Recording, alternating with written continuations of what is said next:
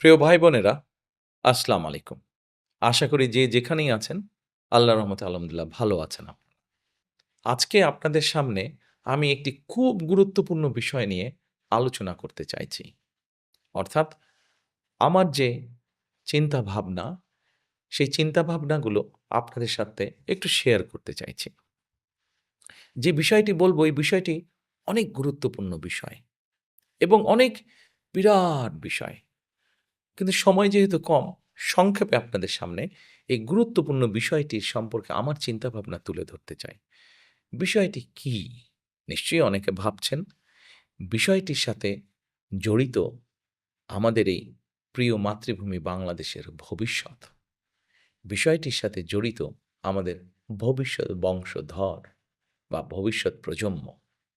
নিশ্চয়ই ধরে ফেলেছেন অনেকে?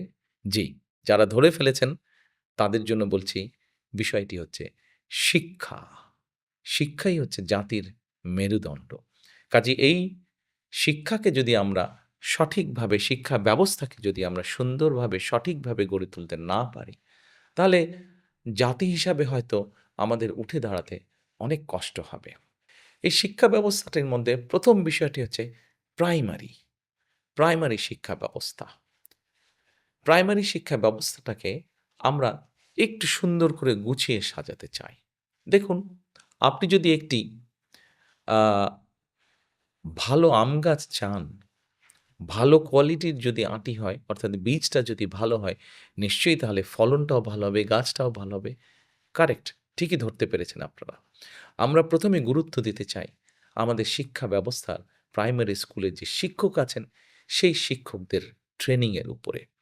এই শিক্ষকদেরকে আমরা ট্রেনিং দিতে চাই। যারা শিক্ষক আছেন, তাদেরকে আমরা ট্রেনিং দিয়ে তাদের কোয়ালিটিটা আমরা ইমপ্রুভ করতে চাই। কারণ আমরা মনে করি শিক্ষক যদি ভালো ট্রেনিং পান, তাহলে অবশ্যই শিক্ষক তার যে শিক্ষার্থী থাকবে, তাকে ভালো করে পড়াতে পারবেন, ভালো করে লেখাপড়া শিখাতে পারবেন। এবং সেই জন্যই আমরা একটি নতুন বিষয় ইন্ট্রোডিউস করতে চাচ্ছি। সেটি হচ্ছে ওয়ান টিচার ওয়ান ট্যাব। আপনারা হয়তো চিন্তা করতে পারেন, জিজ্ঞেস করতে পারেন, ওয়ান টিচার ওয়ান ট্যাবটা কি? বাংলাদেশে খুব সম্ভবত ৩.৫ লক্ষের এরও কিছু বেশি প্রাইমারি শিক্ষক আছেন। সরকারি, বেসরকারি সব মিলিয়ে। আমরা ১ম এ সরকারি প্রাইমারি স্কুল দিয়েই শুরু করতে চাইছি। আমরা এই টিচারদের কাছে ছোট ট্যাব বা কম্পিউটার পৌঁছে দিতে চাচ্ছি ১ম এ। আমরা যদি এই সকল টিচারকে ঢাকা শহরে বা বিভাগীয় শহরে নিয়ে এসে ট্রেনিং দেই, তাহলে দেখা যাবে যে অনেক খরচ হবে রাষ্ট্রের, সময়ও নষ্ট হবে। সেইজন্য আমরা এই ট্যাবটা পৌঁছে দিতে চাচ্ছি। আমরা শিক্ষকদের কাছে পৌঁছে দিব এবং তাদের কিভাবে এটি পরিচালনা করবেন তারা, কিভাবে এটি চালাবেন তারা, জেলায়, জেলায় আমরা তাদেরকে সেটি শিখাবো। তারপরে তারা তাদের উপজেলা, ইউনিয়ন, গ্রামে ছড়িয়ে ছিটে পারবেন। ফলে অর্থাৎ একেকজন টিচারের কাছে একেকটা কম্পিউটার থাকবে।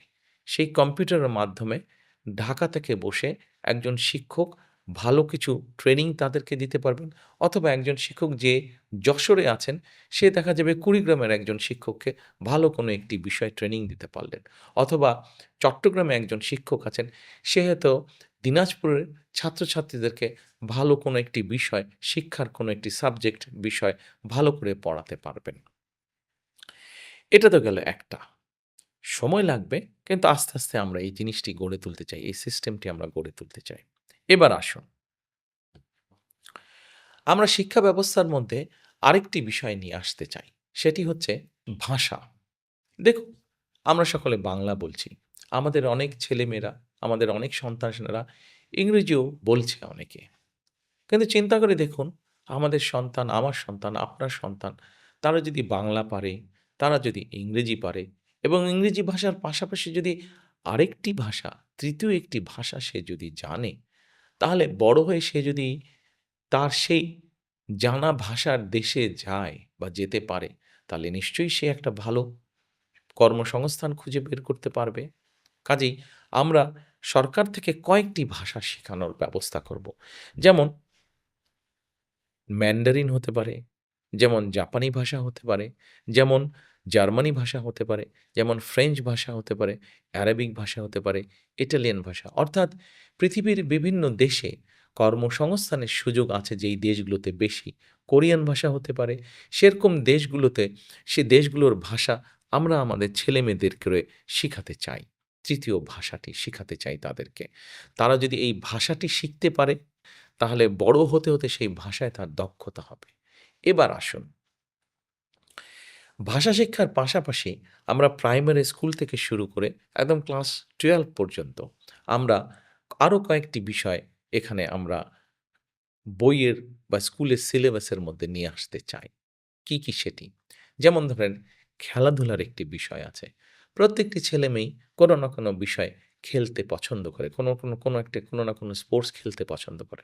আমরা যেটি করতে চাইছি সেটি হচ্ছে যে আমাদের ছেলেমেয়েরা সাধারণত যে সকল খেলাধুলায় ভালো, কেউ হয়তো ফুটবল খেলায় ভালো, কেউ ব্যাডমিন্টন খেলায় ভালো, কেউ সাঁতারে ভালো। এরকম যারা যেই স্পোর্টসে ভালো, এরকম ৬-৭টি স্পোর্টস আমরা রাখবো স্কুল সিলেবাসের ভিতরে এবং তাকে ওই খেলায় অংশগ্রহণ করতে হবে। যে ছাত্র-ছাত্রী যে খেলাটি বেছে নিবে তাকে সেটিতে অংশগ্রহণ করতে হবে এবং অংশগ্রহণ করাইলেই শুধু হবে না, সেখানে থেকে পাস মার্ক পেতে হবে। অর্থাৎ সে খেলাধুলায়ও ভালো হয়ে উঠবে। যে সাঁতার পারে সে সাঁতারে ভালো হবে। যে ফুটবল খেলতে পারে সে ফুটবলে ভালো হবে। যে ক্রিকেট খেলে সে ক্রিকেটে ভালো। যে জোরে দৌড়াতে পারে সে দৌড় প্রতিযোগিতায় ভালো করবে। তার মানে দেখুন, আমাদের সন্তানেরা ইংরেজি ভাষা শিখলো, আমাদের সন্তানেরা একটি খেলাধুলায় ভালো করল। এবার আসুন, আমরা আমাদের সন্তানদেরকে গড়ে তুলতে চাই যেমন ভালো খেলতে পারবে, তৃতীয় একটি ভাষা, দ্বিতীয় একটি ভাষা জানবে। একই সাথে তাকে আমরা বিভিন্ন রকম আরও আর্ট বা কালচার শেখাতে চাই। যেমন অনেক শিশুরই অনেক ইচ্ছে আছে। কেউ হয়তো গান শিখবে, কেউ হয়তো গিটার বাজানো শিখতে চাইছে, কেউ হয়তো কবিতা আবৃত্তি শিখতে চাইছে, কেউ হয়তো ছবি আঁকতে চাইছে। তাকে আমরা সেই সুযোগটি করে দিতে চাই। এবার চিন্তা করুন তো, আপনার সন্তান ছোটবেলা থেকে যখন একটি দ্বিতীয় এবং তৃতীয় ভাষা শিখবে, একই সাথে আপনার সন্তান যখন একটি খেলায় ভালো হবে, একই সাথে আপনার সন্তান যখন একটি আর্ট বা কালচারে ভালো হবে, এতগুলো গুণ যখন একটা বাচ্চার মধ্যে থাকবে, সেই বাচ্চাটিকে কেমন করে কেউ আটকে রাখতে পারবে? সে এই দেশে বাংলাদেশেই থাকুক অথবা সে পৃথিবীর যেকোনো দেশেই যাক না কেন, তাকে কেউ আটকে রাখতে পারবে না। সে তার জীবনকে তার মতন করে সুন্দর করে গড়ে তুলতে পারবে। প্রিয় ভাই-বোনেরা, আপনাদের অনেকের কাছেই হয়তো মনে হতে পারে যে আমি যেই কথাগুলো বলছি আসলে কি এটা সম্ভব? অবশ্যই সম্ভব। পৃথিবীর বহু দেশ তাদের দেশের শিক্ষা ব্যবস্থাকে এভাবে গড়ে তুলেছে। আরেকটি গুরুত্বপূর্ণ বিষয় এখানে আপনাদেরকে আমি উল্লেখ করতে চাই। যে বিষয়গুলো বলেছি সেগুলো তো আমরা করতে চাইছি। পাশাপাশি আমরা প্রাইমারি লেভেল থেকে ক্লাস 9 পর্যন্ত বিভিন্ন টেকনিক্যাল এবং ভোকেশনাল থিওরিটিক্যাল নলেজটা আমরা বাচ্চাদেরকে শেখাতে চাই এবং ক্লাস 9 এর পর থেকে ক্লাস 12 পর্যন্ত তাদেরকে আমরা বিভিন্ন ভোকেশনাল এবং টেকনিক্যাল বিষয় প্র্যাকটিক্যাল নলেজটা আমরা তাদেরকে দিতে চাই। অর্থাৎ একটা বাচ্চা, একটা ছেলে বা একটা মেয়ে যখন ক্লাস 12 পার হয়ে যাবে, তখন তাকে আটকে রাখা অনেক কঠিন হবে।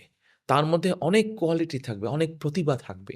যেই প্রতিভার কারণে তাকে কেউ, কোনো দেশ, কোনো জায়গায় কেউ আটকে রাখতে পারবে না। সে তার জীবনকে সুন্দরভাবে গড়ে তুলতে পারবে। প্রিয় ভাই-বোনেরা, আমাদের শিক্ষা ব্যবস্থাকে আমরা কিভাবে গড়ে তুলতে চাই, সেটি আপনাদের সামনে খুব সংক্ষেপে আমি আপনাদের সামনে তুলে ধরলাম। হ্যাঁ, আমাদের এই সুফলটি পেতে একটু সময় লাগবে।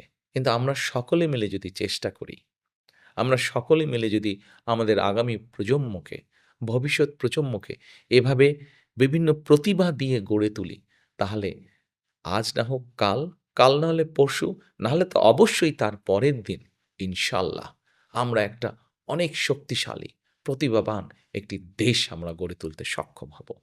আসুন, আমরা সকলে মিলে যদি চেষ্টা করি, আমরা সকলে মিলে যদি কাজ করি, তাহলে অবশ্যই আমরা আমাদের সেই প্রত্যাশিত বাংলাদেশ গড়ে তুলব। সেজন্যই কিন্তু আমি বলি, করব কাজ, গড়ব দেশ, সবার আগে বাংলাদেশ। আল্লাহ হাফেজ। ভোট দিব কিসে